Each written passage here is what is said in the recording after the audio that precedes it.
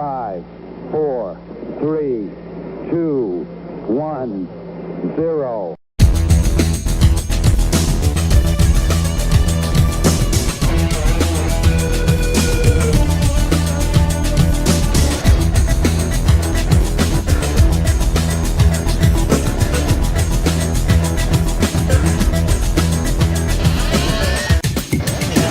This is the Culture Clash. Liftoff. We have a liftoff.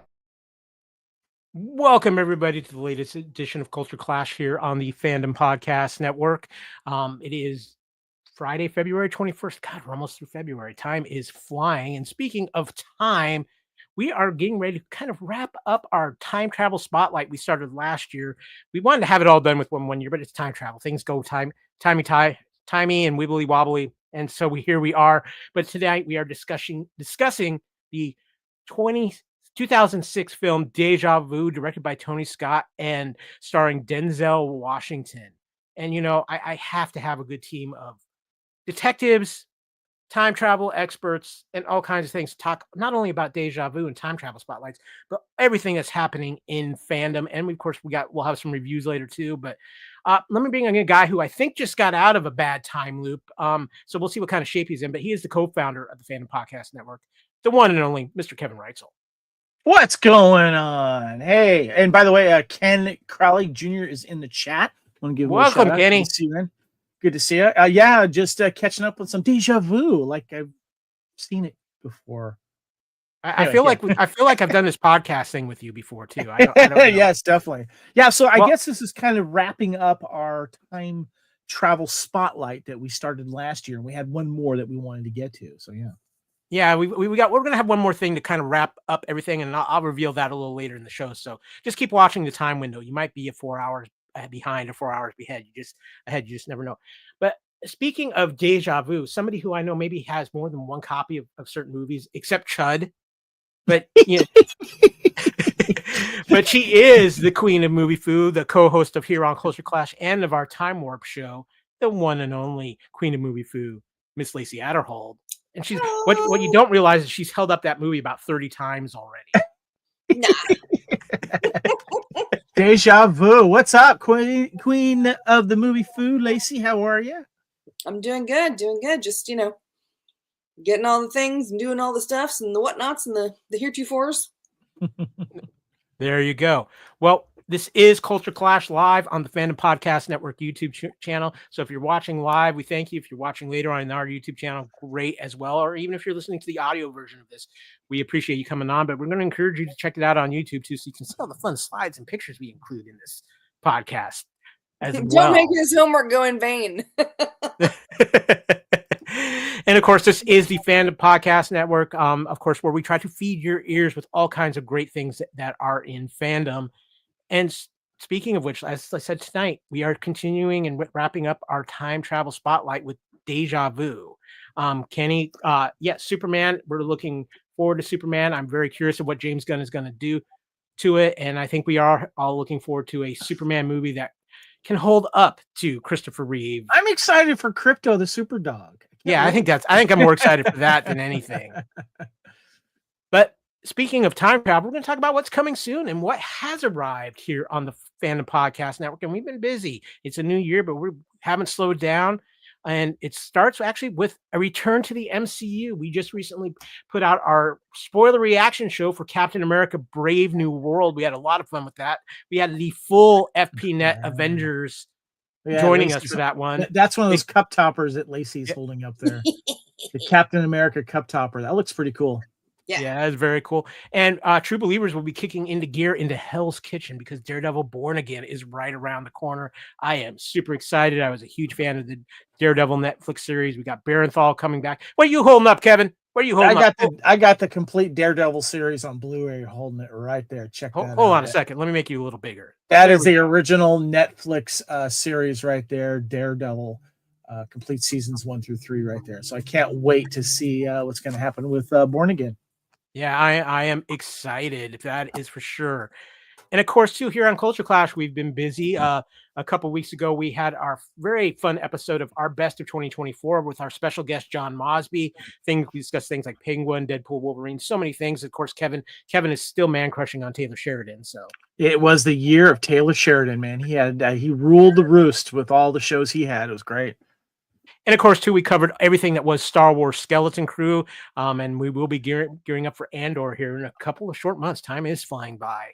But Kevin, we're doing something really fun at the Union Federation podcast. Of course, our podcast that talks about the Orville and everything Star Trek, but we're back to doing the Orville, and it's been a very positive response to what you've been working on at the Union Federation. Yeah, well, I got help with Amy, the idea of it too, and we're basically doing a limited 10-episode series discussing the Orville main crew members and the cast and what they're doing and their development throughout the 3 seasons that we got. Hopefully we'll get a 4th, fingers crossed. And we've already had 3 that have been released. So make sure you check that out. We had Tala Kiali, Alara Katan, and we just did John Lamar. Yeah, it's been fun. And of course, too, our good buddy over at the Lethal Mullet, Adam O'Brien, has been having a little fun of himself. I can't tell if that might actually have been his real hair at one point, but he just released an episode of the Lethal Mullet covering the greatest American hero. Believe it or not, mullets can walk on air. There you go. I believe it or not, I'm walking. Okay, sorry. Yeah. And of course, too, when we were dropping the second episode very shortly of his coverage of Star Galactica. That's right. He's looking back at the classic version of Battlestar Galactica. Get your Viper helmets on and buy your command. And of course, it's a new year, which means a new time warp, and we are covering 1990 for time warp. We've just recently put out the February episode with things like La Femme Nikita, Revenge, and Hard to Kill. And of course, the January episode has some great cult classics, including Tremors, Internal Affairs, and Braindead. And Kevin, let's get back to what you might be holding up there, because I think that's going to involve the March time warp. Are you getting your volleyball on, beach volleyball on by chance? Oh, yeah. I got the classic 1990 C. Thomas Howell, Peter Horton, and who else is on top in that one as well? That would be one Courtney Thorne-Smith.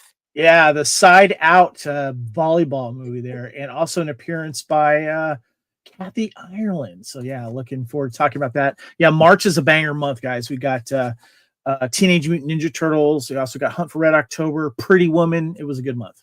Yeah, it was a huge month in March. That's going to be a big, fun show. And of course, to Couch Potato Theater, we're gearing up. We are going to have a little fun with Couch Potato this year because we are going to tribute Couch Potato Theater to Canon Films. We're going to be doing a Canon Films retrospective, and very soon we'll be recording the first episode of that. Kevin, are you feeling American and are you feeling Ninja? I know Lacey. Oh, we're going to have a bunch of Ninja fun. Look at that. Lacey's got her copies too. We're going to be talking American Ninja 1 and 2 in the first installment of our tribute to Canon action films of the 80s. Yeah, we got some fun stuff planned for that. We're going to have a good time.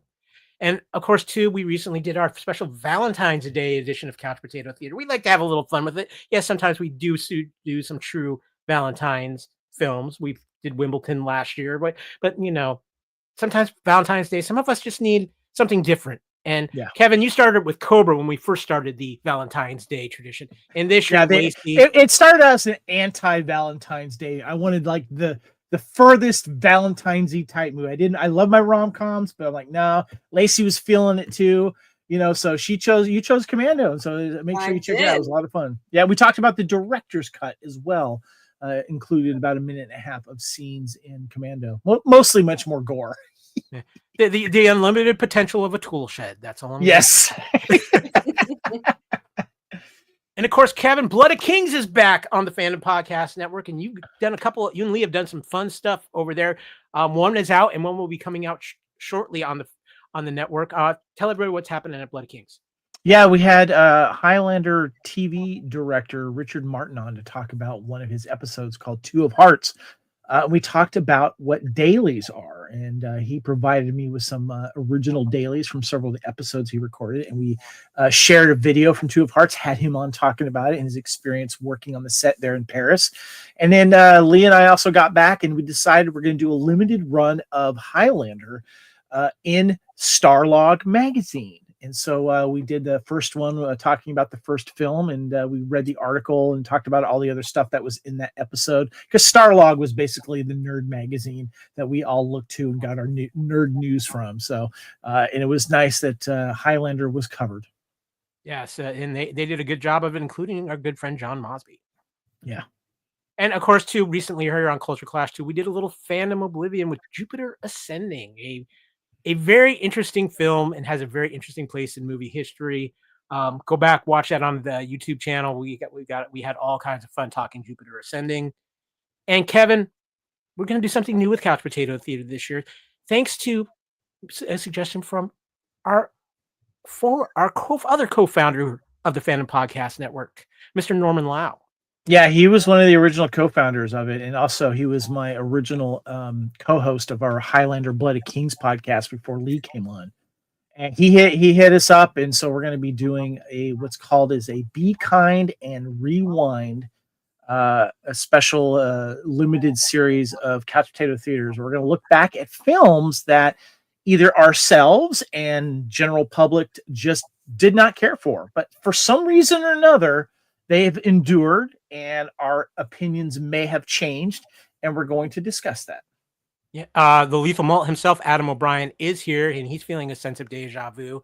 I like how he comes on like after we talk about his podcast every single time. I think he knows that intentionally. The only thing I'll say right now about Green Lantern before the show is just it's not easy being green.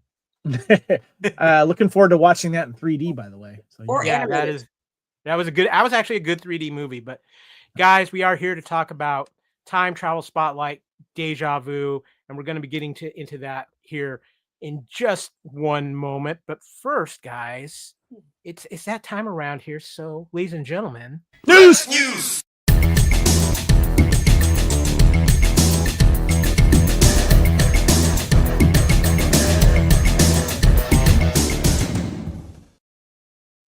That's right. It is Let's News time here on Culture Clash. And we got a couple interesting pieces.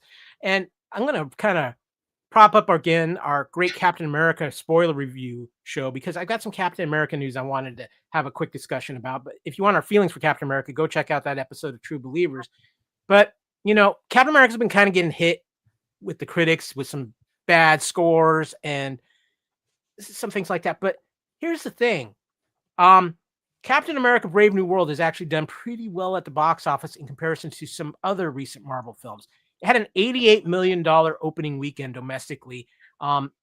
Near worldwide, it almost hit the 200 million mark. But I found some numbers, and I find this interesting comparison. Well, Captain America Brave New World hit 88 million opening weekend. Here's some of the other more recent Marvel films that have come out. The Marvels, which is actually the lowest opening weekend ever for a Marvel film, opened at $46 million. Ant-Man and the Wasp Quantumania opened at 106.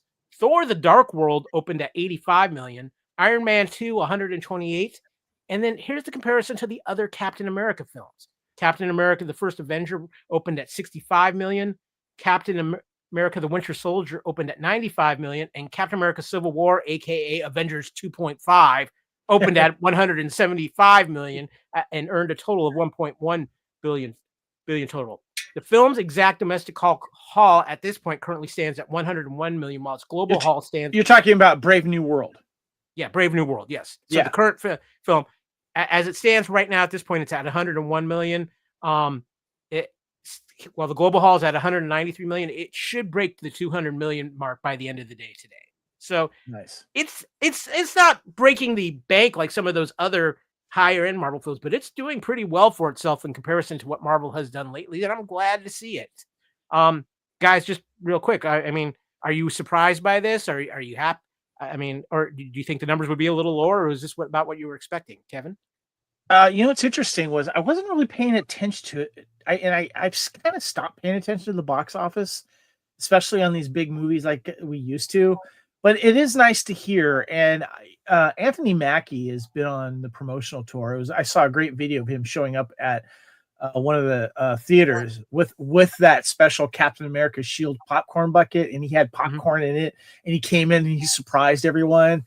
And I thought that was really, really cool. So people want to see it, and I think there's I've heard some critics just ripping this movie a new one. Yeah. Obviously not enjoying it like we have, and maybe they're not enjoying their movie theater experience. I don't know, but it's nice to see. It's nice to, it's not blowing it out of the water, but it's not failing. At least I don't think so. Yeah.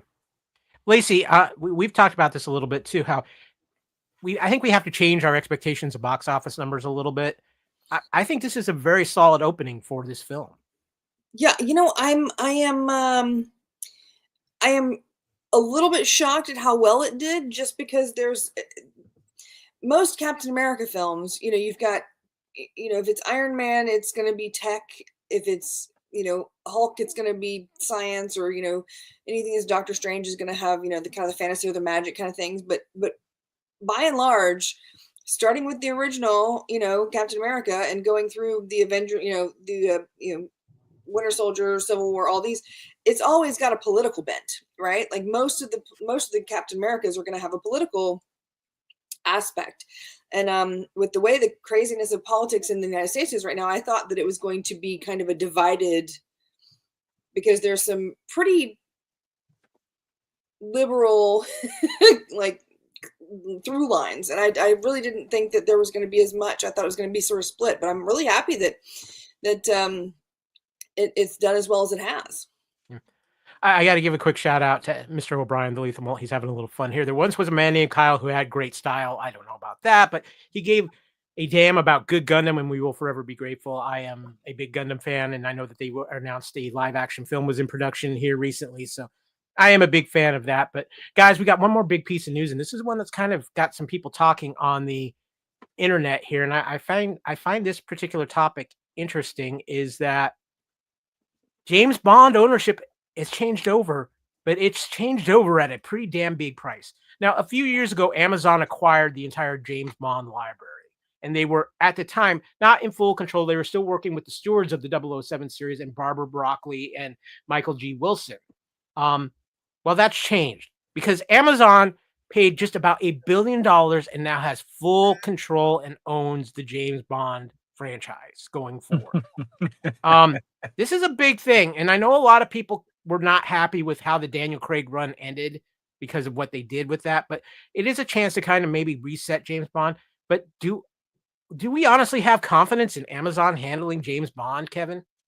Well, I lost a little confidence with their Lord of the Rings stuff. I couldn't finish that. I just didn't, and they spent a lot of money on that. So I don't know. I just have a rule with James Bond: don't kill him. You just can't kill him, and they did that in the last film, and I was not happy about that. I have to give a shout out to Norman, though. He did a great post today talking about this, because he's obviously very skeptical about where this might go, because he wasn't happy with the Lord of the Rings, Power of the Rings thing as well. And he was saying, keep those James Bond movies on physical media, because there's a chance that James Bond may not come on physical media because it's going to be streaming only on Amazon, which kind of sucks. Because how much stuff on Amazon actually gets released, it's slim. I was able to pick up Reacher season 1 and 2 on DVD. They released that, but it's like, you just, if you want that stuff, because they may pull that, you won't be able to watch all that stuff now only on Amazon if you don't carry Amazon, so it's interesting. Yeah. Lacey, I'm kind of the opinion, that Norman has a great point about the past history, but I think this is a move for Amazon to try to actually get movies into the theater, because I think this is way too big of a franchise to keep out of the theaters. But it's been I didn't even think about that, Kyle. Yeah, sorry. I do think it's been a bit of a rough road since No Time to Die, and of course we're still waiting to hear who might be taking over the Bond franchise. But do you have any confidence in Amazon handling this franchise, Lacey? Okay, there's so many things. Number one, I'm 100% with Kevin on the fact that Amazon does not release their physical media, and that just ticks me off beyond all belief. Because I have 30 Bond movies over here, or 20, what is it, 24 now, 26, whatever. I have all of them. Nothing is more annoying than having to find like an Asian copy or an Australian copy of like Defenders or whatever, just so I can complete my MCU. That it makes me nuts. So that aside, Amazon is, I am worried that they're going to end up doing something like, and this is no negative to the actors, because I love all these actors, but I feel like they're going to pull someone like Noah Centineo or Jacob Elordi or something and like try and do like a young, like a rebooty kind of thing. And they're going to try and pull like one of these hot young actors to do, but, and I don't know. I don't, to be James Bond? Is that what you mean? yeah, like I don't think that, I think that they're going to try and like be edgy, right? So I think they're going to deliberately do something to like change the formula, but the formula is what works. Yeah. Right. So I feel like they're deliberately going to change the formula so they can make it like their own, make it like a fresh new James Bond or whatever. And it's going to end up being some like 22-year-old just out of college, just out of whatever, Oxford or Cambridge or whatever. And it's going to end up being like a lot of like winky eyes and that kind of stuff. And I don't know. I don't know if they go badass with it, then I'm fine. But there's. What was the last Amazon movie that hit theaters that was a huge success?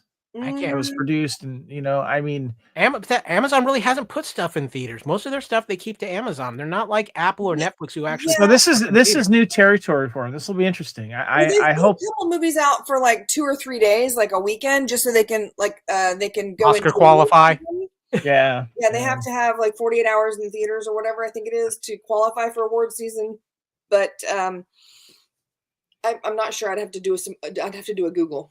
Yeah. Yeah. Well, it is going to be interesting to see what happens with Bond here shortly. Because I think there's going to be some announcements soon now that Amazon is in control. I don't think they didn't pay $1 billion to sit on it. Let's put it that way. So we're going to see what happens. But guys, it is time. Let's get into the heart of this episode of Culture Clash.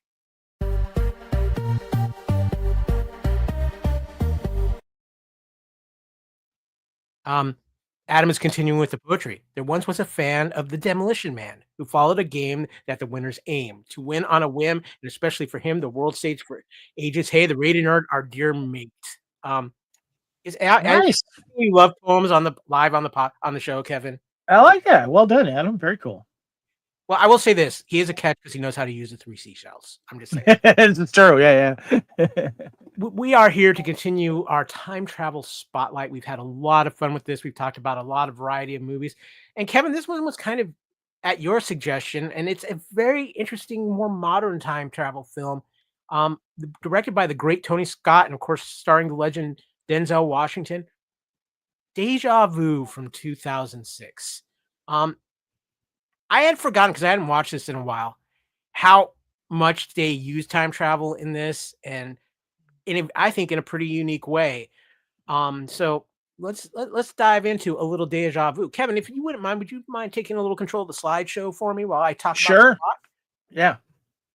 In the wake of this is the plot from IMDb. In the wake of a devastating terrorist attack on a slow New Orleans ferry, ATF Special Agent Doug Carlin joins an experimental, top-secret government program to find the bomber. Designed to bend the very fabric of time, this state-of-the-art technology enables the user to observe a detailed representation of what happened 4 days and 6 hours in the past, tracking the target's every move prior to the attack. However, the man responsible for this deadly explosion is bound to strike again. Can Carlin figure out who he is and when he is always precisely 4 days behind? There's some interesting things with the script development here, because the idea of a time travel thriller film originated between screenwriters Bill Marsilii and Terry Rossio, who were friends. Rossio had a 1-page idea for a film called Prior Conviction about a cop who uses a time window to look 7 days into the past to investigate his girlfriend's murder. As they were talking about it, Marsilii says, I had this explosive kind of epiphany. No, he should fall in love with her while he's watching the last few days of her life. The first time he sees her, he should be at her autopsy. Rossio later wrote, the first concept was good and the second concept was good too. And together they were great. Ideas and issues and themes that seemed to resonate. And in the end, the screenplay felt as if it was telling a single powerful story.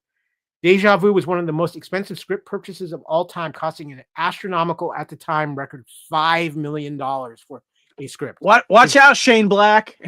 Yeah, no kidding. It was brought by Jerry Bruckheimer, who got Denzel Washington to star and Tony Scott to direct. A wise move, because that is one of the greatest Hollywood pairings of all time, in my opinion. Rossio later wrote that Scott was completely the wrong choice and that Tony had stated he had no interest in making a science fiction film and suggested the time travel aspect be dumped. My hope was that we had a screenplay that could be the next Sixth Sense. Tony wanted to just make another also ran surveillance film. Rossio says at one point Scott quit the project and he and Marsilii had to work on the script so that Denzel would not quit. They reworked the script over 2 weeks and the revision was deemed so good that not only did Denzel recommit, he called Tony and talked him into coming back on board. Reportedly, Denzel made Tony look him in the eye and swear he wouldn't quit the movie again. Tony said yes, but on one condition. He wanted to bring in his own writers. Kevin, there's some interesting stuff too on the filming of this. You want to go into a little detail about that? Yeah, so principal photography in New Orleans, Louisiana was delayed following Hurricane Katrina because of the devastation that was caused, obviously by the storm and the collapse of the levees. Many exteriors were set to be shot in New Orleans, including a key sequence involving a Canal Street ferry across the Mississippi River. After the city was reopened, the cast and crew returned to New Orleans to continue filming. Some scenes of the post-Katrina devastation were worked into the plot, including those in the lower Ninth Ward. Additionally, evidence of Katrina's impact on the city was worked into the script. The filming crew spent 2 weeks filming a scene at the 4 Mile Bayou in North Morgan, Louisiana. Yeah. And Kevin, too, they actually pulled some real life similarities for Jim Caviezel's character in this film. Can you dive into that for me a little bit? Was that under special effects? Is that what you're talking about? No, I see what you're talking about. Yeah. Okay, so the similarities between Timothy McVeigh and Carol. Jim Caviezel's character, Carol Orestad, seemed to mirror in several ways the story of Timothy McVeigh, a domestic terrorist who destroyed the federal building in Oklahoma City with a bomb in 1995. Caviezel and Scott did not deny this, and both admitted that Orestad's character was at least partly based on McVeigh. Ross Johnson in the New York Times also compared the ferry bombing at the film's beginning to the Oklahoma City bombing. Lacey, one other thing too, special effects and practical effects. This movie had a very interesting uses of them. You want to tell us about that?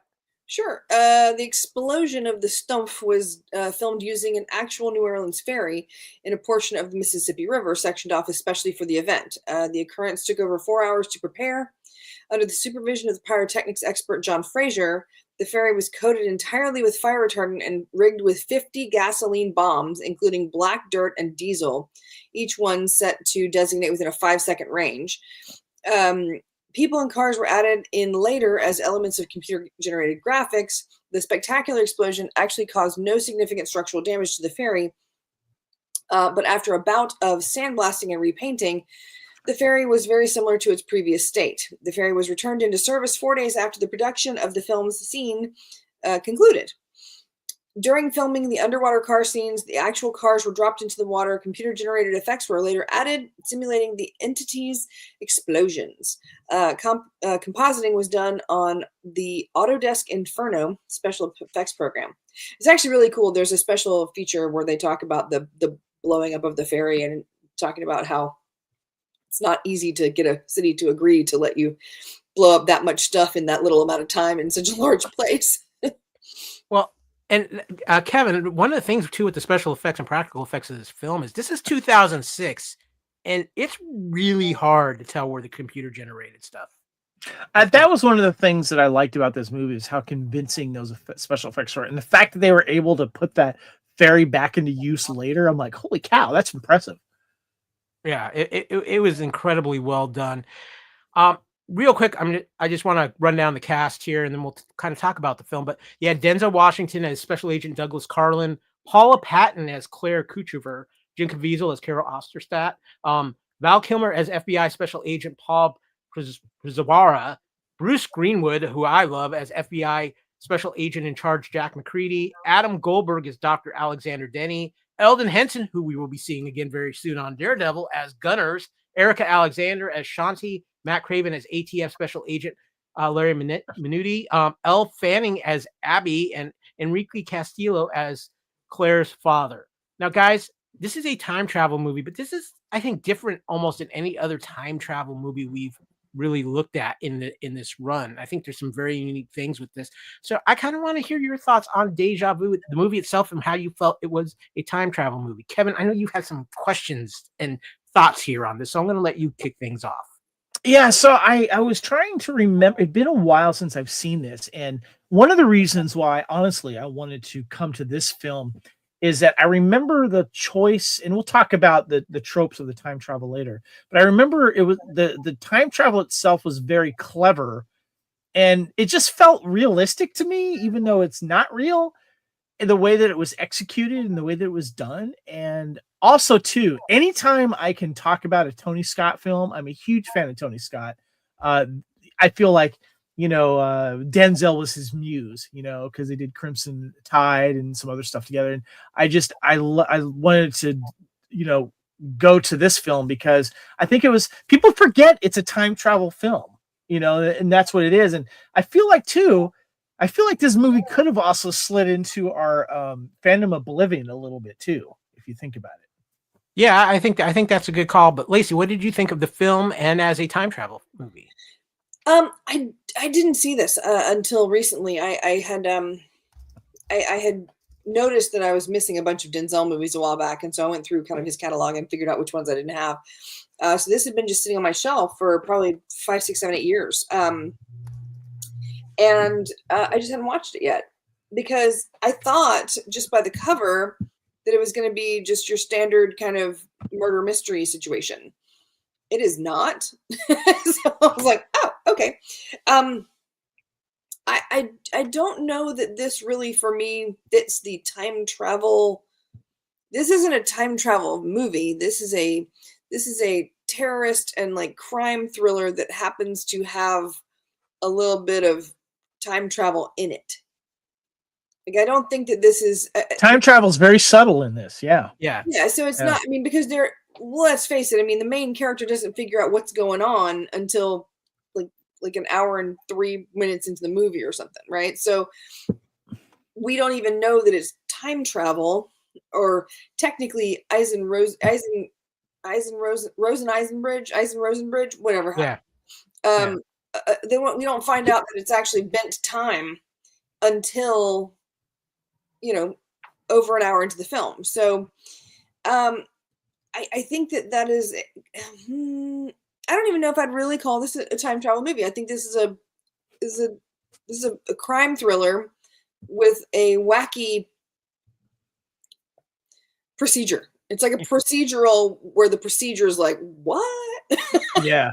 It's interesting too, because I had it on DVD. And by the way, it was one of those I think I found this at a thrift store, but I had the DVD because it had the Hollywood video sticker on it right here. Mm-hmm. And it made its way, but it had someone's name on it here. It had been owned by Gladys Vanderpool in Middletown, Ohio. Oh, very exciting. But Lacey, nice. taking your advice recently, I've been a madman at buying the Blu-ray cases that hold 2 discs in it, and I decided to buy the Blu-ray and then change it over to a little 2 DVD or 2 disc edition. So and plus, they take up a little bit less space on the shelf too with the Blu-rays and stuff. So, so my Blu-ray has this DVD in it. But you're right, though. The time travel is very subtle. Kyle, what are your thoughts on that? I mean, this is a crime thriller trying to stop, trying to figure out who did this, and then you find a way that they can maybe stop it again. But what do you think? Well, I think this goes back to when this film first came out, because this film did not really advertise itself as a time travel film at all, and they played up the crime and terrorist side of it. And then a lot of people were really thrown off when they went in for the time travel experience. And I think it was one of those things that maybe hurt this movie initially. And then a lot of people kind of went back and watched it again after some time away from it and realized how good it was in this. And I got to give Denzel a world of credit. He went into this and he plays it off so well. Yet another good Denzel. This is for Adam. Adam is in the chat saying that soon on Lethal Mullet, he's going to be covering Virtuosity with, of course, Denzel Washington and that. You got to wait. You got to wait for a month because it's coming out on 4K. You want to be able to watch that 4K. But this is a movie that grew on me. It took me a couple of views to really get everything that was going on, but it's one of those ones that I don't know if I would rewatch it often, but when I do revisit it, I forget how good it actually is. And it's a phenomenal cast. First of all, the cast in this is excellent, but again, you pair Denzel Washington with Tony Scott, and I think that's one of the reasons why this movie is so unique too. Is you add in what Tony Scott does with a film, and it makes this even more unique. And I think that's what makes this a interesting discussion for time travel, but it's a very good crime thriller as well. And it actually finds a really good balance, I think, between the two. But guys, that's going to lead into it's trivia time. We got some great trivia to Déjà Vu. Kevin, you did a little bit of time window watching to find some of this trivia. So why don't you kick things off for us? All right, so the first bit of trivia you have here is the movie went through pre-production in New Orleans, as we mentioned. Just a few weeks before production was to begin, Hurricane Katrina devastated the city. With the location in ruins, the movie made the decision to find a new location to shoot. A few weeks after the decision, canceling the movie altogether was in talks.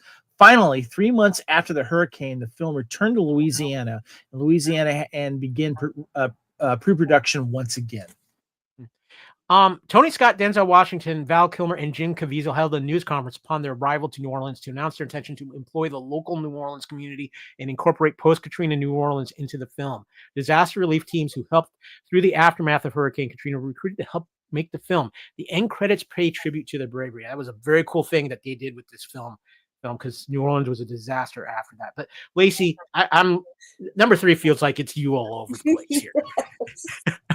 Okay, Tony Scott and Val Kilmer had shirts made for the crew that said Malcolm X, Jesus Christ, and Jim Morrison. Déjà vu, how can we fail? Denzel Washington played Malcolm X in Malcolm X 1992. Jim Caviezel played Jesus Christ in The Passion of the Christ 2004. And Kilmer played Jim Morrison in The Doors 1991. I wonder how much that shirt is going on eBay for. Yeah, no kidding. If you can find one. Awesome. I love it. Kevin, we got to give Jim Caviezel some props here. He did. Jim decided at the last minute to do a stunt where he's hit by a car himself. If injured, he could have been paralyzed. Yeah, that was a pretty intense stunt in the film. Lacey? Yeah, there's an interview on the Blu-ray where they talk about the cage that he had to be fitted into and how he sat there going, I said yes to this. I said yes to this. I said yes to this. Okay. And then afterwards he was like, all right, that was fun. That was kind of, we talked about this a little earlier, but the ferry explosion was the biggest stunt ever filmed in New Orleans at the time. Lacey, this next one, even Déjà Vu has ties to the MCU, apparently. Right. 5 Hummers were used in this chase scene. After the movie, one of the wrecked Hummers ended up being used in the opening of Iron Man. Oh, it must have been an attack on Tony Stark in Afghanistan scene. Yeah. Okay, cool. You got some stuff about Denzel Washington for me, Kevin? Yes, Denzel Washington enjoyed a brief break during the production to congratulate his son, John David Washington, on signing with the St. Louis Rams on May 1st, 2006 as an undrafted free agent. Coincidentally, Coach Scott Linman of the St. Louis Rams team is Jim Caviezel's brother-in-law and did not know that John David was Denzel's son until the press boasted about it, according to himself in an interview with ESPN. It's a small world coincidence, but that is very cool. And hold on, Lacey. I wonder why he stopped playing. I wonder if he got injured or something, because now he's an actor in his own right. I mean, a very, very good one. So I think he made the right career decision. Paula Patton's breakout role, guys. I want to talk about her for just a second here because I really feel like her career never took off quite like it should have. She had a moment, but then it didn't. She kind of just disappeared into the ether a little bit. What are your guys' thoughts on Paula Patton? Lacey, I want to actually get the Queen of Movie Food thought. I'm sorry, I didn't hear. You broke up a little bit. I just wanted to get the Queen of Movie Food thoughts on Paula Patton. Oh, I dig Paula Patton. She's been in a few things. It's one of those things where she's a gorgeous leading lady, right? So she's got the leading woman vibe. But she's also really good at just sort of at being a chameleon. So she's been in so many movies, and you kind of, Like she's one of those people where I'll get like 10 minutes in the movie and be like, oh, that's Paula Patton. Wow. Oh, okay. So I dig her. Yeah, she's awesome. Kevin, what about you? Gorgeous girl. I'm kind of surprised too why she didn't take off, but she ended up working with Denzel later on in Two Guns, the action movie with Dennis Wahlberg, which is actually a fun actioneer film. I like her in that. She was also in Warcraft as well. And she's also, what was the other one she did too? I remember her in Mission Impossible Ghost Protocol, which is actually one of my favorite of the Mission Impossibles. She was in that. But yeah, she just didn't quite take off. But she's a lovely lady. She's a great actress. She's done some comedies too. I would like to see more of her. She's great. Yeah, I agree with you. I'm really hoping she can kind of have a career renaissance here at some point. And by the way, she had a small role in Hitch as well. Yeah, she did. So this movie released November 22nd, 2006. Running time was 126 minutes. Had a $75 million budget and made 180 million in the box office. So actually, not too bad, all things considered, especially at the time. Yeah, that seems like a successful film, right? Yeah. A little critical response. Rotten Tomatoes Déjà Vu has an approval rating of 55% based on 160 reviews and an average rating of 5.9. The site's consensus reads, Tony Scott tries to combine action, science fiction, romance, and explosions into one movie, but the time travel conceit might be too preposterous and the action falls apart under scrutiny. Joel Siegel of ABC News called the film technically well made, but criticized its attempt to describe a supposedly scientific basis for time travel as both silly and dull. I wonder what he would say about certain time travel movies now. Kevin, you found a pretty good article about Déjà Vu, and I want to pull a couple of just interesting things about this. It was from the a 2005 interview with the Sunday Times. One of the things they talk about is Déjà Vu takes the surveillance state concerns of Enemy of the State, another fantastic Tony Scott film, and that movie examines covert bureaucratic overreach and reworks it for a post 9/11 society. A Patriot Act era political thriller crossed with a techno-paranoia fantasy. America's fractured national psyche provides the framework for a highly enjoyable action film, one that is elevated by science fiction. When this movie came out, this was at a time when people were really kind of concerned about surveillance on them. And this movie kind of plays up on it with the time travel aspect. And I think that was some very interesting choices. They also, too, we talked about this a little earlier with the idea of the script. When Doug catches his first glimpse of Claire Couchever, Paula Patton, one of the suspected victims of the bombing, Déjà Vu morphs into something more provocative. Blowing up her face on a giant LED screen, you can see the gears start to turn in Doug's head. Is there a reality where she is still alive? Can I go back in time and save her from her fate? Also, too, I thought was interesting. While others have invoked its similarities to the thematic concept of Vertigo, another film in which a man desperately strives to recreate the image of a woman he falls in love with, Déjà Vu approaches this premise from a rivetingly inverted angle. Where Hitchcock's film ends with the death of the woman, Scott upends this by making Claire's demise the beginning. I thought that was an interesting twist because you are working a little bit backwards with this film with the time travel aspect, and I think it makes things a little bit more appealing. But and one other little follow-up here. Tony Scott passed away in 2012. The director was in the middle of scouting locations for future projects. After his death, Denzel Washington, one of Scott's most frequent collaborators, was asked what he would miss most about his friend. Just his passion, he replied. His energy, his shorts, that pink hat. For anybody who has seen a photo of Tony Scott on set, this answer comes as no shock. There are some images you never want to forget. I think one of the things with this film, guys, too, is the uniqueness approach of Tony Scott and having Denzel Washington in this movie, I think has really helped this movie kind of hold up and keep its place in the lexicon, and a reason why people do come back and either revisit it or hear about it and see it for the first time. And I think this brings up some good points about how I really think, especially at the time, this movie plays up on a lot of things people were having some paranoia thoughts about in real life and where we were at as a country following 9/11 with like things like Homeland Security and things like that. And I think Tony Scott was very good about having that underlying theme throughout this film with the time travel aspect and how far is too far and where do you go? What did you guys feel about those points that this article made and about what Tony Scott kind of did with his films, especially around this time. Kevin? Yeah, we kind of got that with what was the Will Smith film? Enemy of the State. Yeah, definitely. That was like the major, who's watching us now and who's controlling us now with all the cameras everywhere and stuff like that. And he's always, that's another thing about Tony Scott that he did well with this film, and he's always done well, is incorporating the technology at the time for good and or bad reasons. And this is the ultimate snooping, government project here. Being able to do the little time travel twist on this and go back and look at stuff, and it was very, very interesting how he does it. And it's even though it's with Denzel Washington putting on that headgear while he's riding the Hummer and he's trying to, then he sees something. I thought it was interesting, but apparently Lacey doesn't, because she's shaking her head right now. Yeah, well, let's hear your thoughts, Lacey. No, I don't think it wasn't an interesting thing. I think that Tony Scott was really good at making. I think it was, I can't remember where I heard somebody say it or read something about it, because I went down a rabbit hole on YouTube or something. But they said that Tony Scott can take the whiff of an idea and make it seem real. Like just the strangest, weirdest, most random thing and like actually give it weight. And I think that's true.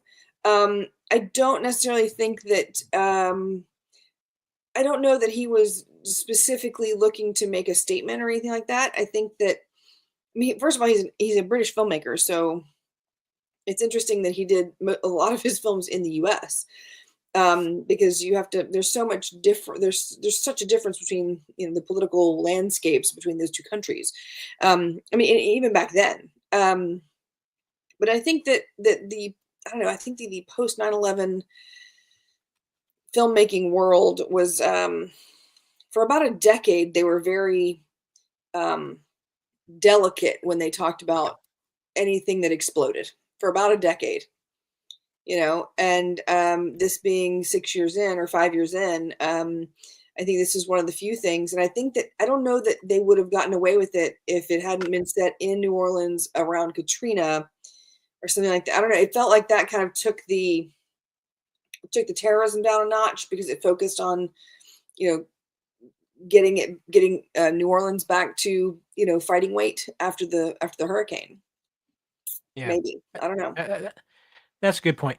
But you know what, guys? This movie does have some time travel aspects to it. So let's talk about some time travel tropes.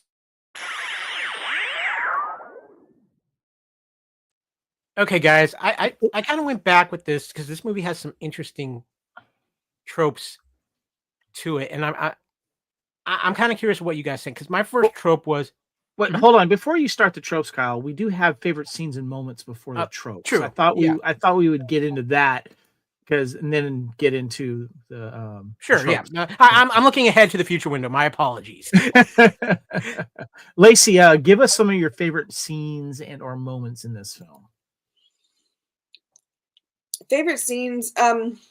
Anything that Eldon Henson did in this movie, he stole every scene he was in. He's absolutely hilarious. He's the only kind of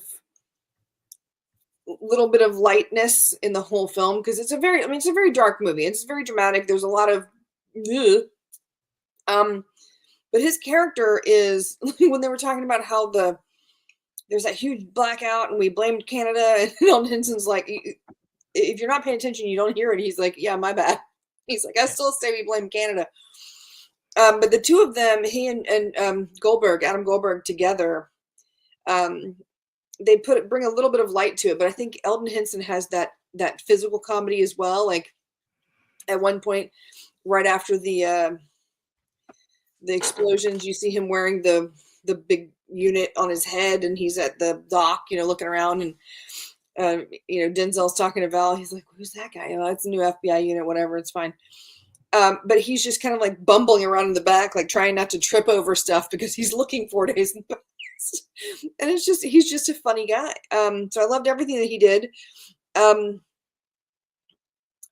think he's definitely the highlight of the movie, in my opinion.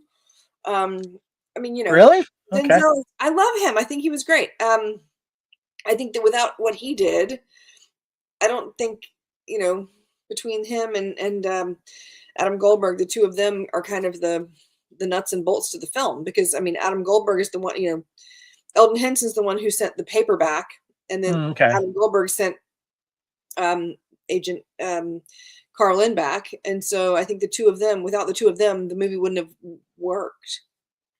Like the plot. Yeah. Kevin, what about you? What are some of your favorite scenes? Okay, so I love the car chase with the Hummer where he has the time travel device and then he gets knocked. It's very clever because he's racing to find Jim Caviezel's character, but he's what's that? In the past. Yeah, in the past. But it's interesting because he's racing during the daytime, and Jim Caviezel's moving at night because at the different time thing.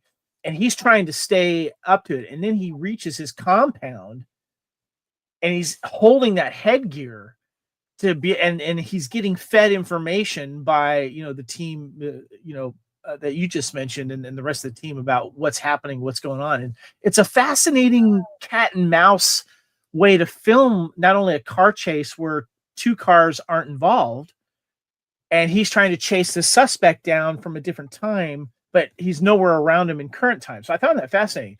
But the scene that still gives me chills, and I absolutely love it, is when the whole secret group of guys or whatever, they're not really being forthcoming with the technology. And Denzel Washington is in the room with him, and they're kind of like showing him what they can do and put together. And he's starting to put things together, and he gets, and they're showing Paula Patton before she dies in her room with her friend or whatever. And freaking, it creeps me out, but it's great. Denzel Washington holds up the laser pointer and points it at the screen, and it transmits to Paula Patton in her time, and she sees it, and he realizes what the fuck's going on. It's great. Kevin, there's a reason why we share a brain, because that was my favorite scene in the film. Isn't it great? I love that. And then his whole thing afterwards about when he's like, is she dead or not? And he smashes the monitor, like when he's trying to make a point and get them to explain things clearly. I think that's a great moment. And I'm so with you on the car chasing, but I think there's another aspect of that car chase scene that really establishes in the movie how obsessed Denzel Washington's character has become about solving this, because he becomes so lost in what he's seeing in the time travel. He's not paying attention to the havoc he is causing in the current time. And then he says, "Beware, you're about to witness a murder." And it happens, and like people are watching this happen as it happened previous. By the way, real quick before I forget, I just did a quick down Tony Scott's IMDb. It looks like they did 5 films together, him and Denzel. Yeah, they were, and they're all bangers. I'm just gonna say it right now. Yeah. Lacey. Didn't Denzel, because he did was Gladiator Tony or Ridley? That was Ridley. Never mind. Just kidding. But Denzel has worked with both the Scott brothers, yes. Right. One quick thing before I get into the time travel tropes. I got to give a shout out to Jim Caviezel, because he was evil in a scary way in this film. Yeah. I mean, he he's coming off of being Jesus Christ, and he is pure evil in this film in a way that makes the hair on the back of your neck stand. And it's an amazing performance by him. But yes, I do have some time travel tropes here. And Kevin, it starts off kind of with our favorite scene, a window to the past. There's been several time travel stories that have, people find a window through a wormhole, and they start off by observing. And one of the other aspects of that is it always seems like sometimes in these time travel movies, they come across the time travel technology by accident. And that's what they admit to in this movie. It's like they were trying for something else and they come across this by accident. And with the Einstein Bridge, Rosen-Einstein Bridge, they get this wormhole with time on it. And I love how they played it out, guys, where, oh no, this is we're just putting together digital footage from all over the place. And then we get the truth as Denzel figures it out. Because this is way too advanced technology to be pulling from all this digital. There's more to this. And when we get the reveal, and I just love how they played up using that time difference in that window to solve the mystery. And I think that was one of the great uses of time travel in this. And I like the fact that for a long time in this film, the window was their only option. And they really couldn't. do anything. And it's going to lead into one of our next time travel tropes. But what did you guys think of the fact of using this window into time? Lacey? Lacey, you can go ahead, Lacey. Yeah. I like the window into time. It kind of gives you it reminds me of when the police use like psychics. There's plenty of movies where like the police have a psychic, right? And the psychic's like, oh, I see the thing and the whatnot, and there's I can hear water, and there's a church bell in the background, and oh, I see there's a puddle or whatever, and they have to kind of figure out where they are because it's not he's not seeing it himself, right? He's having to rely on information from another. I don't know. It's interesting. I think that trying to watch someone, that the crew that before Denzel shows up, their whole situation has to be the most frustrating job ever, because from their point of view, because they said they've tried and tried and tried to send somebody back, right? They've tried to send a hamster back. They've tried to send all these things. So the fact that they are absolutely limited in their ability to save someone, and they know that they can see it happen, but they can't stop it. That has to be the most frustrating, and that has to be a terrible job to have, knowing that all they can do is give this person justice, but they'll never give them an escape, right? And so I think that the just the fact that they're using a screen as a window, I think that's it says a lot about.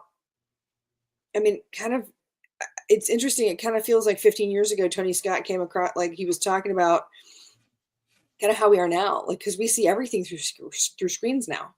Yep. Like, you're sitting at the table with your friends, and all of a sudden, 6 people at the table are all doing this, and I'm looking around like, hey guys, if I wanted to play on my phone, I could have stayed at home. Like, what are you doing?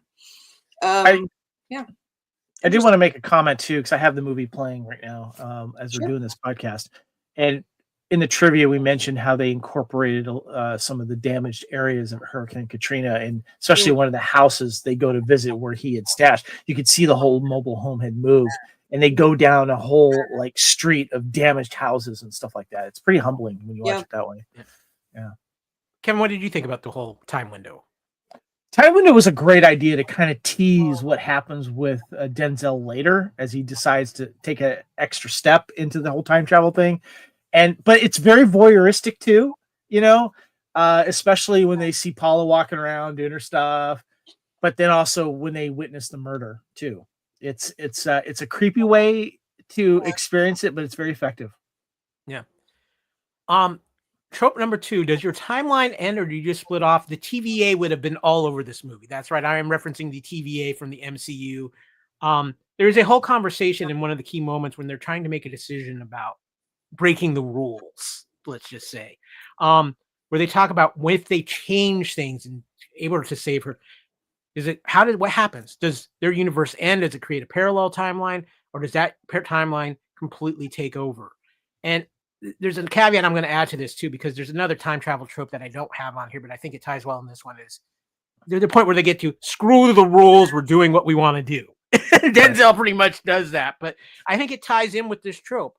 And I'm curious for you guys, because we see how this movie ends at the end of this movie. Quick spoiler alert, but we see Denzel's character get killed, but then in this new timeline, because Paula Patton's character had lived, he's alive, but he's meeting her for the first time.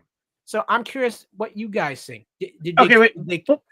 Before you ask us this, I want to make sure I remember this right. So he actually goes back in time, correct, to save her. Mm-hmm. And it's one of my favorite scenes too, I didn't mention, where he's trying to convince her what's happening. She has the gun on him, and she's calling to verify who he is, and she's able to do it, and then he's able to kind of guide her through that. Is that kind of where you're going at right now? Is that part of the trope? Well, that part, and also at the end, they save the ferry, but Denzel's character dies. But because they've now changed the timeline, he's alive again, but he's meeting her for the first time. So the question, I'm curious for you guys: did they create a whole new universe and destroy their previous universe, or did they create a split? I'm curious to see what you guys think. It feels like a split, maybe. I guess. What do you think? Lacey, my brain's exploding. No, it's the Terminator. Kyle Reese goes back to, like, John Connor sends Kyle Reese back. Kyle Reese bangs his mom. Then John Connor's born. Like, it was already it already happened. It's why when Denzel originally walks into this, after he sees her on the table, and he goes into her room, and her apartment, and he's looking, he sees all the rags and stuff from where she cleaned up his wound. Like, that's when he was shot in the future timeline. So all that stuff's already happened, but at the time he sees it and thinks that that's part of her kidnapping, right? And so the thing is, you very clearly see him put on a pair of gloves when he walks in that room and looks around and everything, and then he hears his voice on the machine. He's like, what? I haven't, what? And then 3 or 4 minutes later, you hear his friend say, hey, man, when did you forget how to do a crime scene? Your fingerprints are all over this place. Yeah. Hold that thought, Lacey, because I think it's going to tie into our third trope here. I just want to say real quick, I think they destroyed the old the old timeline stops where Denzel dies, and they prevent the explosion and Paula Patton's character lives. And then they start a new timeline. I don't think it's a split. I think they ended that timeline. It closed that timeline, and the new timeline takes over from that point. I think that the timeline looks like a Hot Wheels track, where it literally goes like this. Probably, yeah. If you're watching me, I just did a loop-de-loop with my finger. Yeah. If you're listening. Yeah. I think it's a standard line. There's a loop, and then it goes and it continues. Because all the things that happened in the past had already happened when Denzel goes in the first time. So I don't think it's a matter of Okay. Well, I see where you're going, Lacey, and that's going to lead actually into the third trope. Cool. This movie follows the Bill and Ted rules of time travel. Remember the trash can. There are moments when Denzel's character remembers to leave messages for himself, or those things will not happen. The example I'm going to use, I think, is the most obvious example, is when he leaves a message with the letters on the fridge that you can save her. This is very much from Bill and Ted rulebook, where they have to remember to go back and do certain things so they happen, i.e. remember the trash can when they're trying to escape from the prison and that Wild Stallion's trash can comes and falls on it, or when Ted did take his dad's keys, but they hadn't done it yet, so he didn't remember it, and then now they remember to do it. This movie follows those rules pretty tight, actually. And like you were talking about, Lacey, Denzel's going and doing all this stuff, so he makes sure it happens, but because he did it in the future and his past self is now involved in that, he's like, what the hell is going on? So it's like confusing. Why am I hearing my name? Why am I seeing these messages? But I think Tony Scott is like, wow, he really did pull a lot from the Bill and Ted rulebook. I think it's because it's a common trope of the time travel, and it's also a very good plot device to make sure that as viewers, it helps us to follow along too, to help us with the clues in case we didn't quite catch it, and and remind, because it's stuff that we would do, like, you got to remember to do that, dude, or else it won't happen or whatever. And I thought it was a very clever thing, because he makes this brave decision to actually send himself through the time thing, and it has very interesting results. But I think this might be the first time in my brain where the person because normally when you see a time travel movie, you see the person doing the time travel, you see him in the present, then you see him go back to the past. But in this, you see him in the present, but you actually see his past stuff happen. So you see that stuff from the past point of view, even though you don't know what it is yet. Well, and this is why I think they created why they destroyed the old universe and created a new one, because Denzel's character dies. He's killed in the explosion because he can't get out of the truck.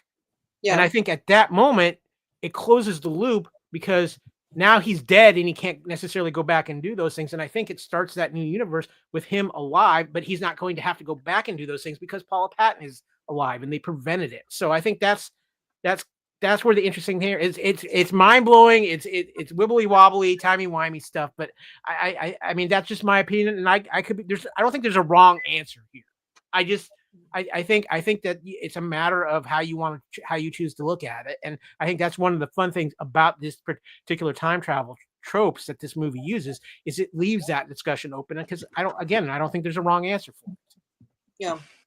I do think that the reason, I mean, I think that it's tied in a nice little bow. Like, he doesn't have to go back in time again and again and again and again, because he did change the outcome, so it's not a problem anymore. Yeah. Yeah. So one last question before we wrap up this film, guys. Would you have wanted a sequel for this film? Because I'm in a debate about this, but I think I have an idea that would work for a sequel. But Kevin, you kind of got some deep thought look going on there. So what do you think? You know, I brought this question to the table because I was kind of curious to see what you guys thought. There's a part of me that doesn't want a sequel to this, unless they find a very clever way where this device is used in a very nefarious way. But it would have to be Tony Scott and Denzel Washington reuniting again on this. And who knows, maybe that was one of the things he was thinking about, but I would have loved to have seen this cast back together. Because Lacey, you're right. When you get, Adam Goldberg and what's his name, Foggy, those guys back, would be great to see them come back and be part of the team again. Lacey, what about you? Would you have wanted a sequel? The sequel to this was Minority Report or Time Cop. Like this, that's literally what they're doing. I mean, the sequel to this is basically one of the. Actually, it's kind of like a combination of those two films.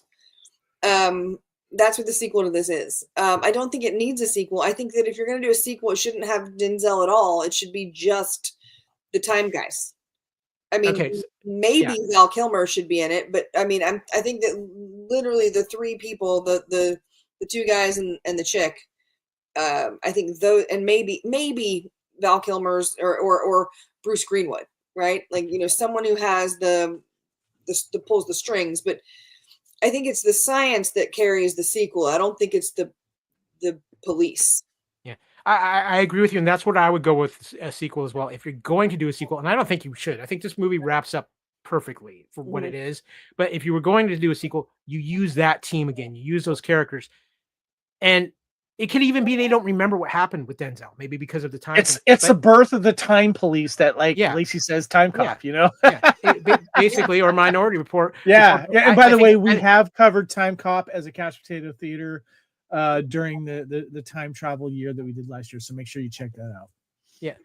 So, guys, it has been a fun ride through time travel. I may see you guys in a window in 4 hours from now when I'm watching this podcast. Hold on, before you move on with that. I was asking you this before when we were recording, Kyle, about how there's time travel movies like this that handle time travel in a small amount of time, basically, like a day or two before, not like hundreds of years in the future or past.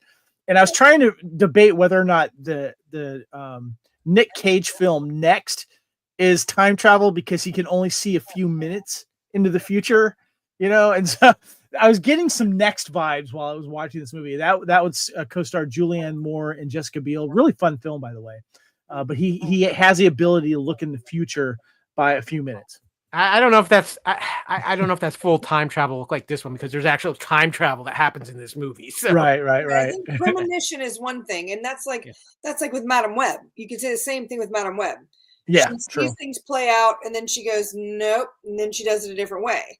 So, and the same thing goes for Doctor Strange at the end of his first film, where with Dormammu, just over and over and over again, teaching, what is Celestial or whatever, like that it's not going to change the outcome. Yeah. So, well, guys, with that's going to wrap up the heart of our show, talking about Déjà Vu, but we're not done yet because we've seen a few things. So, ladies and gentlemen, it is once again time for buy it, stream it, or unsee it. That's right. We all have seen a few things, and we've got some interesting things to talk about here. But, first of all, warning, spoiler alert, we are going to be talking about some things that have recently come out. So if we bring up something and you have not watched it yet, we are going to spoil things, and especially with one of the first films we're going to talk about. So you have been warned. From this point forward, we are in the spoiler zone. And guys, it isn't buy it, stream it, or see without the letterbox count, especially with Kevin and Lacey and their just incredible letterbox records.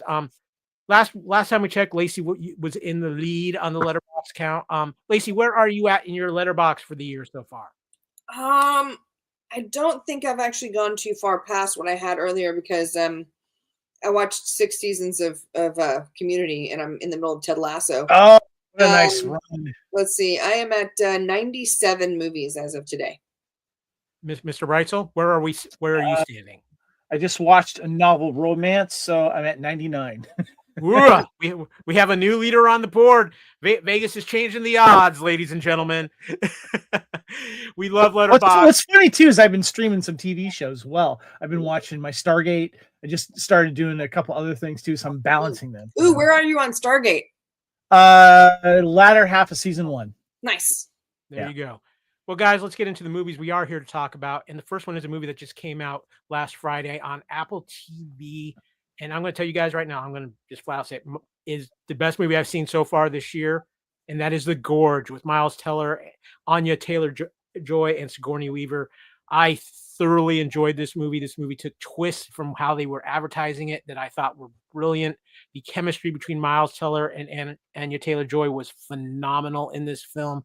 I think this was a very intelligent film, a very well done film, and just executed everything on point. I know it's only available streaming, but it is a buy it for me right out of the gate. I'm just dropping that now. Lacey, you just finished this, so I'm real curious of what your thoughts on The Gorge were. Okay, loved it. I felt like it was one of the few films that you get where it's kind of equal parts. Like, so this is kind of like a 20% equal part beverage, right? You've got aliens, you've got spy thriller, you've got action, you've got a love story, and you've got The Island of Dr. Moreau. and you don't, like, from the trailer, there's a little bit of potential for something because he talks about, we must be guarding the gates of hell. But where it goes from there was really fun. I will say that the first guy introduced him and gave him all the information, I was like, that guy's not getting out of here. That guy's this is a one-way ticket. Like, these people are not going home. Should we say what the plot is? Well, I just wanted to know what we wanted to, Well, if you've seen the ads, the plot of this movie is there is this gorge and there is something in it. And there's these things called the Hollow Man that they come to it. Once a year, they bring somebody in, high military skill set, whatever, on opposite sides of this gorge, different countries. And they bring them in to monitor the gorge and prevent what's in the gorge from coming out. Well, in this case, as the cycle changes, it is Miles Teller's character and Anna Taylor-Joy's character. They're both elite snipers and with a lot of other skills. And they are assigned to this gorge. And one of the rules is that they're not supposed to communicate with each other. But this movie turns into a love story for a good chunk of it. And these two start communicating. They fall in love. One of them breaks the rules and finds a way across the gorge. They have an amazing time together. When he goes to go back, things happen. He falls into the gorge. She goes after him to rescue him. And from there, the movie takes twists and turns that you are not expecting, including how this movie ends and how it wraps it up. Just so many different plot things in this and so many different types of story in this. This movie is so good. Kevin, we talked a little bit about this off mic too. We know this is a streaming film, but this is a movie that should have been on the big screen. Yes. This was so good. I would have loved to have seen this movie on the big screen. This movie, I remember seeing the trailer, but this movie exceeded all expectations. And I loved how you had a little, like, you touched on it, Lacey, you had a little bit of, spy thriller, and you got to see their skills and how good they are at things. And then you had this kind of horror aspect to it as well.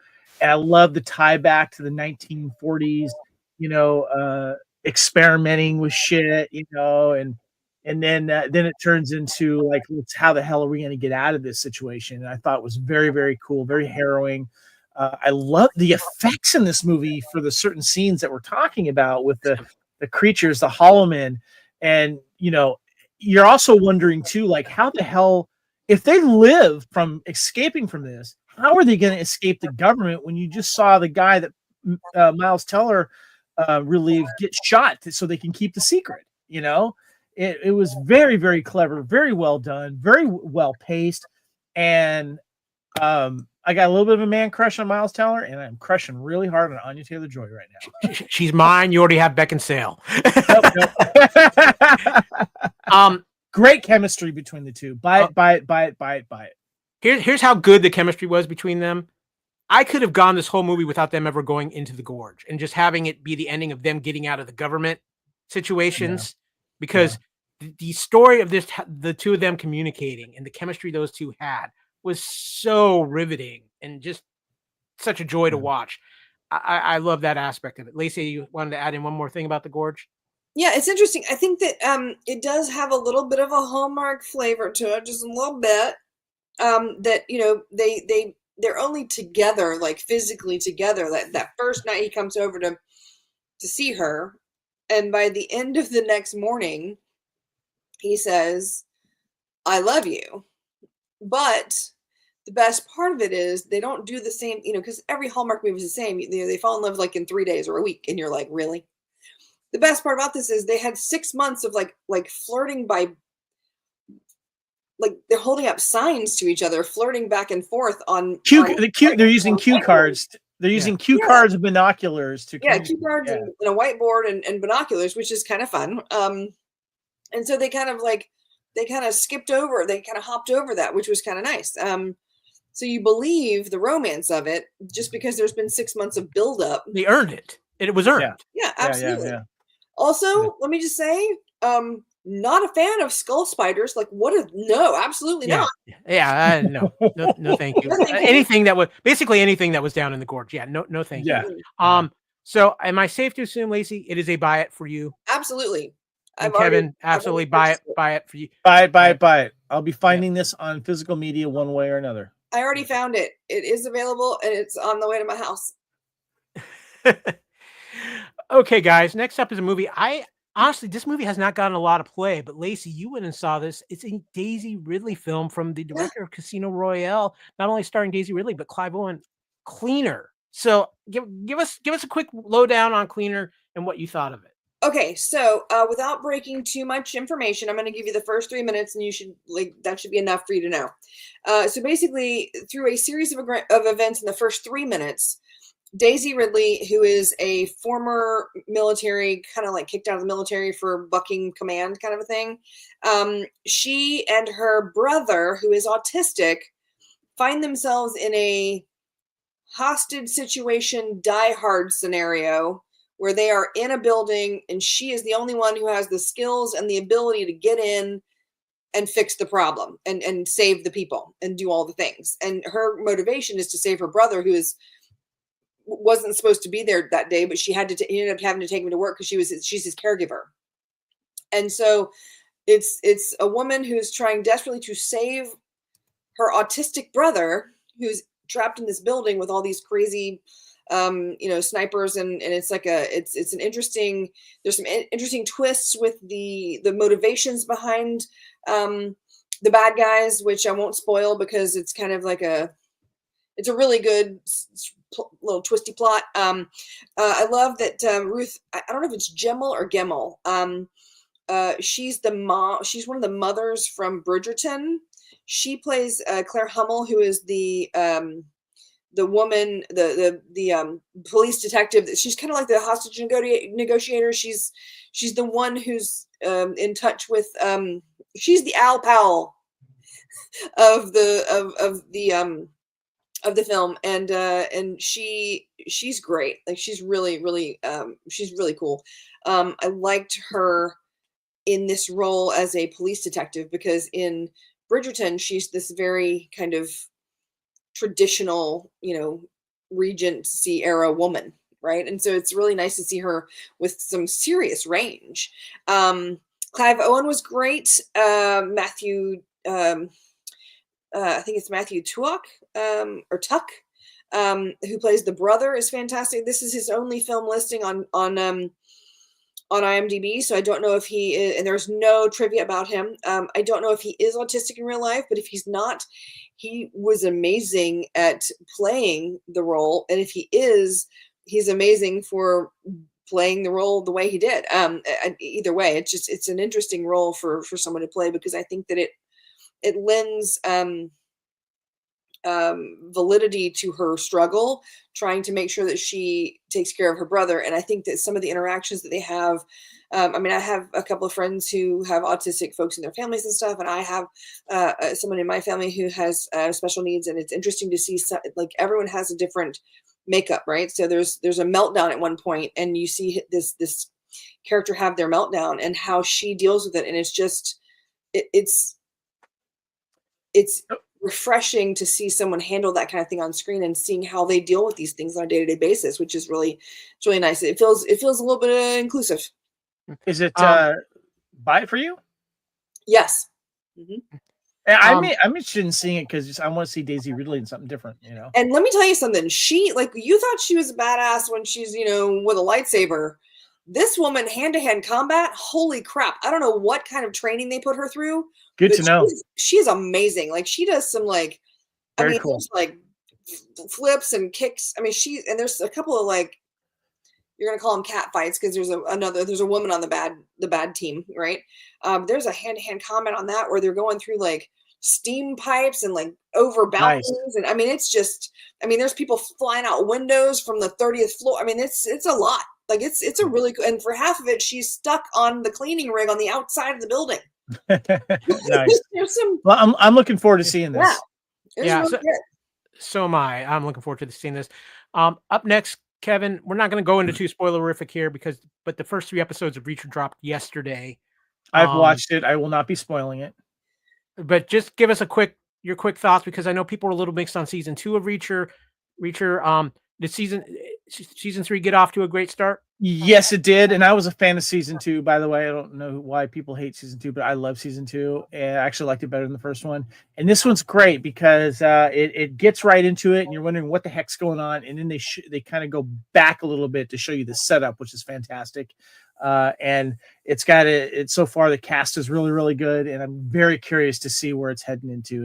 And he's just phenomenal as this character. I love it. I can't wait. Yeah, he's phenomenal. This is one of the best shows on streaming television, whatever you want to say. I'm going to be diving into it this weekend. I'm looking forward to it. Lacey? And if you are a religious human person, I am not, but he is. And he his all of his social media, he does like devotionals and stuff, like once a week. He does like prayers and things like that. So he's very religious. He's a Christian religion. And so if that's your jam, he does like morning devotionals and weekly kind of thoughts about Christ and stuff like that. He's very active on social media in that way. Now, not my cup of tea, but if that's your cup of tea, he's very dedicated to it. Well, and he's genuinely one of the nicest guys in Hollywood right now too. So so there's that. But Kevin, the last thing we're going to get to here on Buy It, Stream It, and See It. This is something I've actually been wanting to talk to you about for a long time. I still haven't seen it, and I'm kind of struggling to get myself to watch it because of what the original film means to both myself and you. And that is the newest rendition of The Crow, which came out several months ago in the theaters, did not do well, got destroyed. I have yet to have anybody really tell me anything positive about this film, but you have seen it. So I am very curious of your take on this film. Well, first of all, I'm a Crow completist. Whether the movie is bad or good, I get it because I'm very curious about, different people taking the story and doing something with it. And let me be perfectly honest, and I've said this before, and I'm going to say it again for those that haven't heard it. I'm not one of those Crow fans who take the Brandon Lee film and saying it should never be remade ever again. And please keep in mind, I was there from day one when the tragedy happened. I remember hearing the news. It kills me. It still kills me today. And it is still the best version, and it will always be the best version. And I got to see The Crow last year on the big screen with my wife. We got to see it for the anniversary because it celebrated its 30th anniversary last year, and it is still the best soundtrack, and it is horrible what happened to Brandon Lee. But I'm not one of those people that say they should never remake Crow ever again. I'm sorry, I'm just not that person, because I like the idea of The Crow and what The Crow's powers can do for other people other than the character of Eric Draven that we saw in the original Crow movie. I love the TV series with Mark Dacascos. I thought it was a very good retelling of it. Kyle and I are both fans of it. The second one I'm kind of on. The fourth one is not good at all with David Boreanaz. But the third one was very cool. I like the third one with Eric Mabius and Kirsten Dunst and Fred Ward. It was a very cool film noir thriller, and he's executed as an innocent man, and he comes back after that. And I thought that was a really cool thing. And so I didn't want to see this in the theater. I just couldn't get around to doing it. But you know what? I'm like, I'm going to go ahead. I picked it up on 4K. Got it on sale, Blu-ray, digital as well. And I'm going to say this, it's not as bad as people saying, because, and I think it's overblown because people say they should never remake The Crow because of, people think that it's desecrating on the grave of Brandon Lee in the original film. No, I can separate that.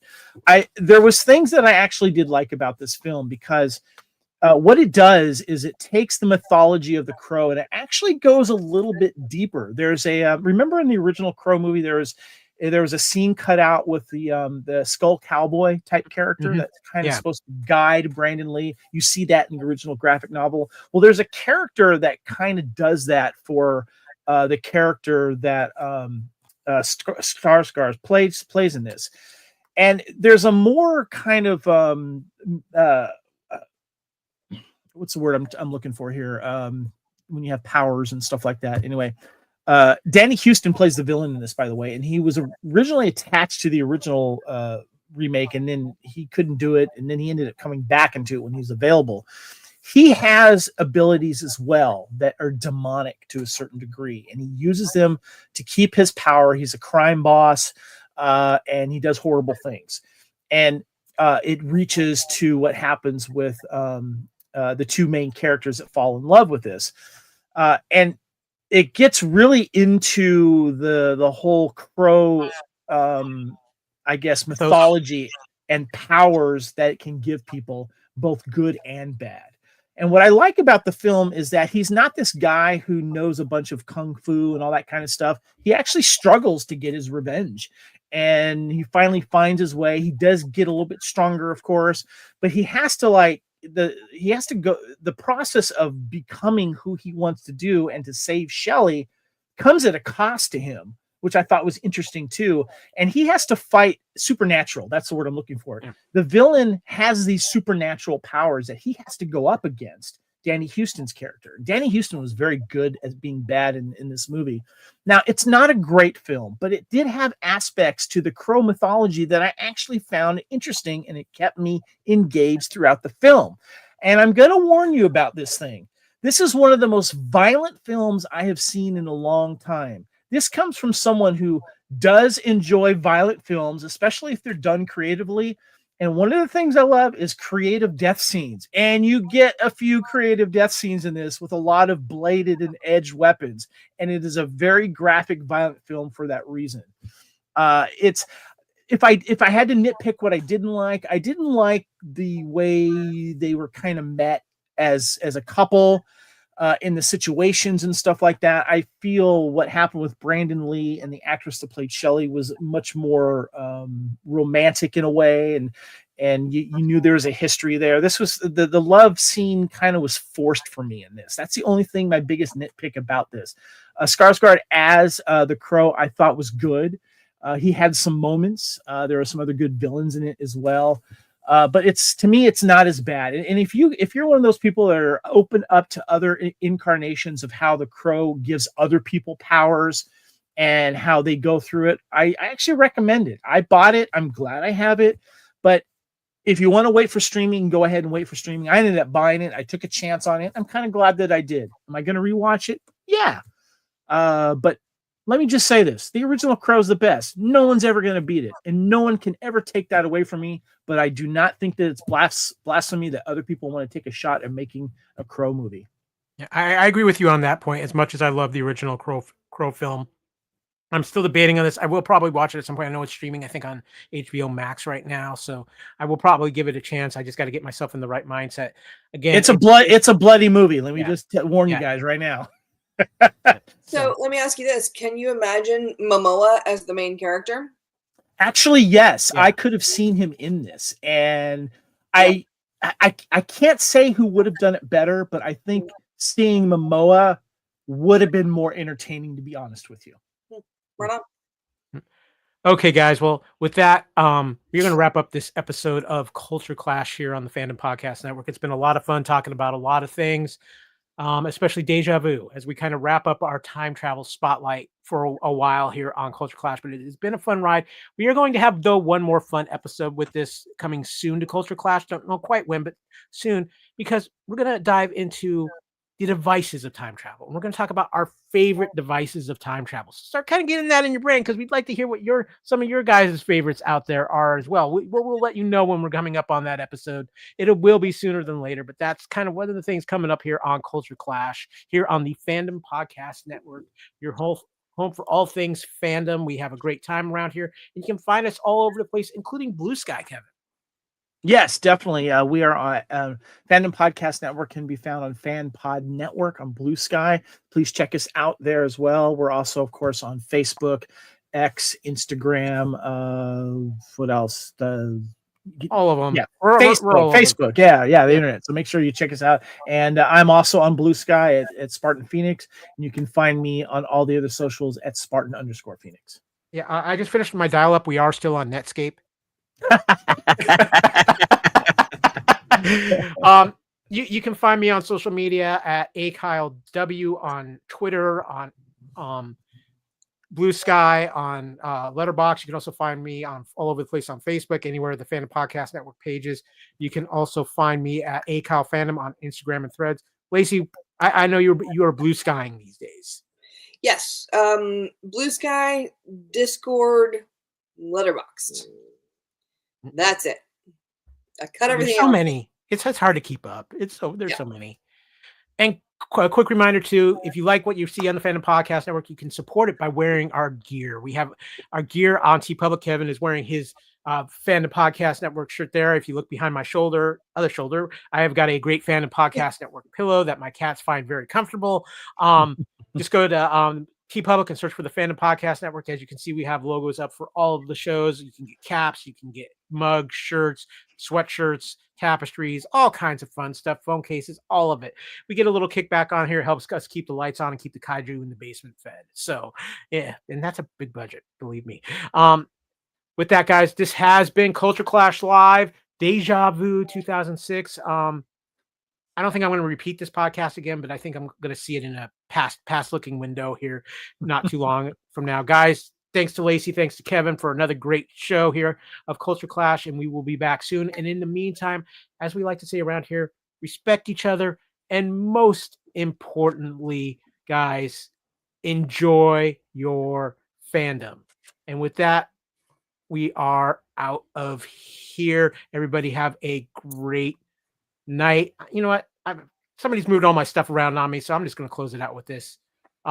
It's the end of time travel, so we're just going to